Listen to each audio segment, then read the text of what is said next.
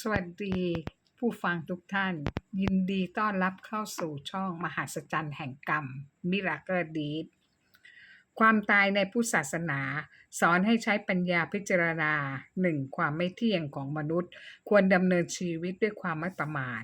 2. การยึดมั่นถือมั่นเป็นสาเหตุของการเกิดและการตายเมื่อไม่ยึดมั่นถือมั่นก็หลุดพ้นจากการเกิดและการตาย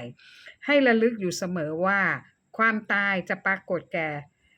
บุคคลและสรรพสัตว์ทั้งหลายในโลกไม่ว่าจะอยู่ที่ไหนก็ตามแม้กระทั่งลมหายใจเข้าและออกก็ไม่สามารถจะควบคุมได้สามารถเกิดได้ทุกที่ทุกเวลาไม่มีที่ไหนเว้นว่างจากความตายได้เลยการตายหมายถึงการสิ้นใจสิ้นชีวิตการสิ้นสภาพของการมีชีวิตการเคลื่อนไหวไม่ได้ของร่างกายอวัยวะทุกส่วนหยุดทำงานเป็นสภาวะการแตกสลายของขันธ์ห้าเป็นการสิ้นสุดชีวิตในภพหนึ่งเพื่อเคลื่อนไปจุติอีกภพหนึ่งประเภทของความตายมี2 อย่างคือ 1. การมรณะความตายในเวลาอันสมควรของมนุษย์หรือสัตว์โลกทั้งหลายที่ดำเนินชีวิตไปตามปกติสิ้นชีวิตตามธรรมชาติอันเนื่องมาจาก 1. การตายเพราะสิ้นอายุไขเป็นการตายของสัตว์ทั้งหลายที่สิ้นอายุขัยตามกฎธรรมชาติของสรรพสิ่งที่เกิดมาทุกสิ่งตกอยู่ภายใต้กฎแห่งการเกิดขึ้นดำรงอยู่ระดับไปเรียกว่าไตรลักษณ์ชีวิตของมนุษย์ที่เกิดมาแม้ไม่มีโรคภัยหรือเหตุอื่นให้เสียชีวิตก่อนวัยอันควรก็ดำรงอยู่ชั่วขณะหนึ่งเท่านั้นมีอายุขัยที่จำกัดและอายุขัยของแต่ละคนไม่เท่ากันเปลี่ยนแปลงไปตามยุคสมัยขึ้นอยู่กับเหตุปัจจัยที่สนับสนุนเอื้ออำนวยหลายด้านเช่นความก้าวหน้าทางเทคโนโลยีทางการแพทย์สภาพแวดล้อมในการทำงานและรูปแบบพฤติกรรมการดำรงชีวิตการตายเพราะสิ้นอายุขัยเปรียบได้กับตะเกียงที่ไส้ตะเกียงหมดแม้มีน้ำมันเหลืออยู่ก็ตามแต่ไม่สามารถให้แสงสว่างได้ 2. ตายเพราะสิ้นกรรมหรือสิ้นบุญกรรมคือการกระทำซึ่งมีผลต่อเนื่องมาจากการกระทำในอดีตชาติจนถึงปัจจุบันชาติเป็นทั้งกุศลกรรมกรรมดีและอกุศลกรรมกรรมชั่วขึ้นอยู่กับว่าการกระทำที่ได้ลงมือทำไปเป็นฝ่ายดีหรือฝ่ายชั่วกรรมที่ทำไว้จะทำหน้าที่สนับสนุนรูปและนามชีวิตให้ในภพที่เกิดมาเมื่อผลกรรมสิ้นสุดลงชีวิตก็สิ้นไปเปรียบเหมือนตะเกียงที่น้ำมันหมดแม้ไส้ตะเกียงยังมีอยู่เปลวไฟแห่งความสว่างก็ดับไป 3. การตายเพราะสิ้นอายุขัยและสิ้นสุดกรรมเรียกว่าสิ้นบุญคือทั้งอายุขัยและกรรมสิ้นสุดในเวลาเดียวกัน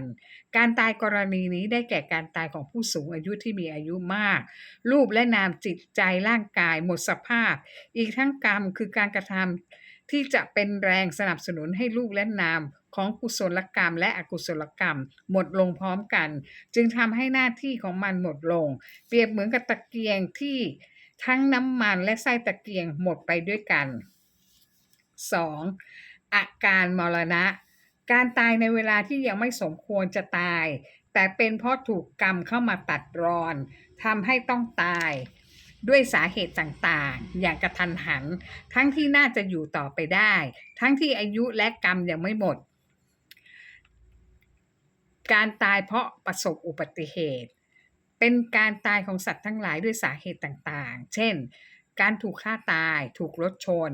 ตายฆ่าตัวตายเป็นโรคระบาดร้ายแรงตายและอื่นๆเป็นความตายที่อายุขัยและกรรมของสัตว์ทั้งหลายยังไม่สิ้นสุดลงเปรียบการตายในกรณีนี้เหมือนตะเกียงที่มีทั้งน้ำมันและไส้ตะเกียงยังคงอยู่แต่ไฟดับเพราะสาเหตุจากปัจจัยภายนอกเช่นลมพายุพัดแรงทำให้ตะเกียงดับลงไม่ว่าจะเป็นความตายกรณีใดๆก็ตามล้วนมีเหตุปัจจัยที่สามารถอธิบายได้และความตายในทุกกรณีเป็นเรื่องของการเปลี่ยนแปลงถือเป็นกระบวนการของการมีชีวิตและดับไปเป็นไปตามกฎของไตรลักษณ์ซึ่งเป็นสัจธรรม3ประการที่ไม่มีใครหนีได้ 1. อนิจจังคือความไม่เที่ยงเปลี่ยนแปลงตลอดเวลาทุกวินาทีเป็นไปตามธรรมดาของธรรมชาติที่เกิดขึ้นเอง 2. ทุกขังลักษณะที่ทนอยู่ตลอดไปไม่ได้ถูกบีบคั้นด้วยอำนาจของธรรมชาติให้ทุกสิ่งไม่สามารถคงอยู่สภาพเดิมได้ตลอดไป 3. อนัตตาลักษณะที่ไม่สามารถบังคับให้เป็นไปตามความต้องการของเราได้ไม่สามารถบังคับให้ชีวิตยั่งยืนอยู่ได้ตลอดไปไม่สามารถบังคับจิตใจให้เป็นไปตามดังใจปรารถนาได้ทุกสรรพสิ่งล้วนอยู่ภายใต้กฎของไตรลักษณ์คือการเกิดขึ้นดำรงอยู่และดับไปหญิงสาวคนหนึ่งเกิดมาในครอบครัวที่แตกแยกแม่เธอมีเพื่อนที่รักเป็นเพื่อนสนิทกันมาก1 คนและเพื่อนของแม่ก็มีลูกชาย1 คนต่างไปมาหาสู่กันเป็นประจำเด็กทั้งสองโตมาด้วยกันเรียนหนังสือด้วยกันจบมหาลัยเดียวกันทั้งคู่ได้แต่งงานกันฝ่ายชายรับราชการฝ่ายหญิงเป็นแม่บ้านเลี้ยงลูกชายและลูกสาวและช่วยสามีหารายได้นิดๆหน่อยๆด้วยการขายอาหารตามสั่งทุกอย่างผ่านไปด้วยดีจนกระทั่งลูกของเธออายุ9และ7 ขวบตัวของเธอเริ่มมีอาการผิดปกติปวดท้องรุนแรงมากและท้องอืดบ่อยๆท้องป่องออกมามากเธอจึงไปหาหมอทำการตรวจรักษาว่าเป็นอะไรหมอทำการตรวจอย่างละเอียดผลปรากฏว่าเธอเป็นมะเร็งลำไส้ระยะที่2ต้องรับการผ่าตัดด่วนสามีเซ็นยินยอมให้ผ่าตัดครั้งแรกการผ่าตัดผ่านไปด้วยดีไม่มีปัญหาอะไร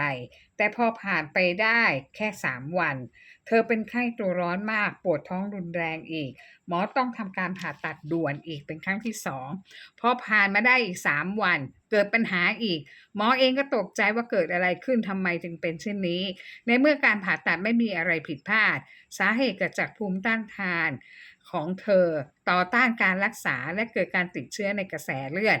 หมอต้องทำการผ่าตัดต่อเนื่องทั้งหมด7 ครั้งภายในเวลา15 วัน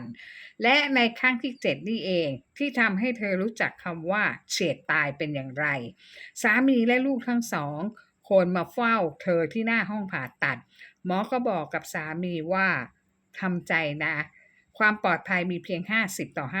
50ของความเสี่ยงส่วนใหญ่คนไข้จะทนการผ่าตัดติดต่อ7 ครั้งภายใน15 วันไม่ไหวแต่ถ้าเธอผ่านไปได้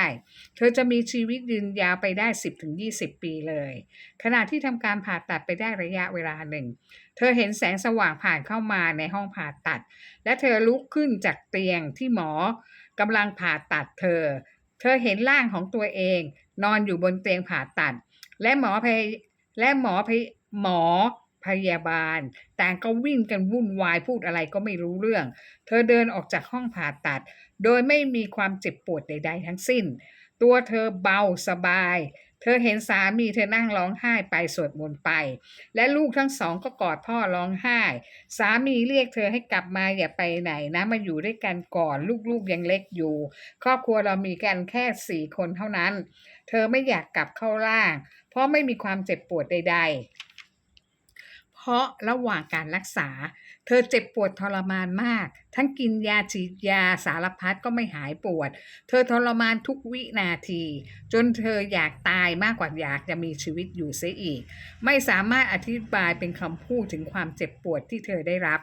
หมอและพยาบาลปลอบใจเธอให้อดทนหน่อยเดี๋ยวก็ผ่านไปได้จะมีอายุยืนถึง10 ถึง 20 ปีเลยจะได้อยู่เห็นความสำเร็จของลูกชายลูกสาวเธอตอบหมอว่า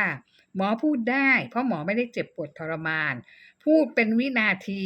อย่างที่เธอไปเผชิญอยู่หมอบอกให้อดทนหน่อยที่ปวดเพราะแผลอักเสบพอหายอักเสบก็ไม่ปวดแล้วสามีและลูกบอกสู้ๆนะแม่เธอก็อยากสู้นะแต่มันปวดทรมานเหลือเกินจนทนไม่ไหวแล้วเธอได้ยินเสียงสามีของเธอเรียกชื่อเธอให้กลับมาอย่าไป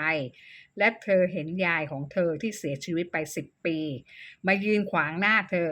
บอกให้เธอกลับเข้าร่างบนเตียงผ่าตัดยังไม่ถึงเวลาที่จะตายและวิญญาณของเธอก็สะดุ้งกลับเข้าร่างบนเตียงผ่าตัดเธอเห็นหมอกำลังปั๊มหัวใจเธอพอเธอฟื้นขึ้นมาทุกคนดีใจมากแต่การผ่าตัดครั้งนี้ทำให้เธอต้องถ่ายหน้าท้องเพราะหมอไม่สามารถจับลำไส้ไว้ที่เดิมเนื่องจากผ่าตัดหลายครั้งและนานเกินไปลำไส้ไม่สามารถอยู่ในตำแหน่งเดิมได้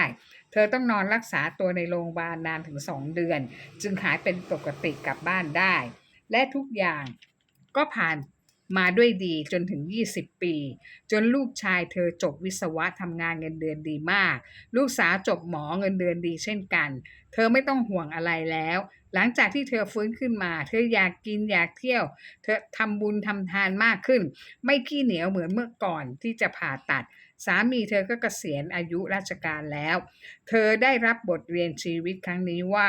จงทำดีกับคนที่เรารักตอนที่สามารถยังทำได้เพราะถ้าตายไปแล้วไม่รู้จะไปที่ไหนไม่มีโอกาสแล้วจะได้ไม่ต้องเสียใจที่ได้ทำดีแล้วในวันนี้และเธอเพิ่งจะเชื่อว่าชีวิตหลังความตายนั้นมีจริงสวัสดีค่ะ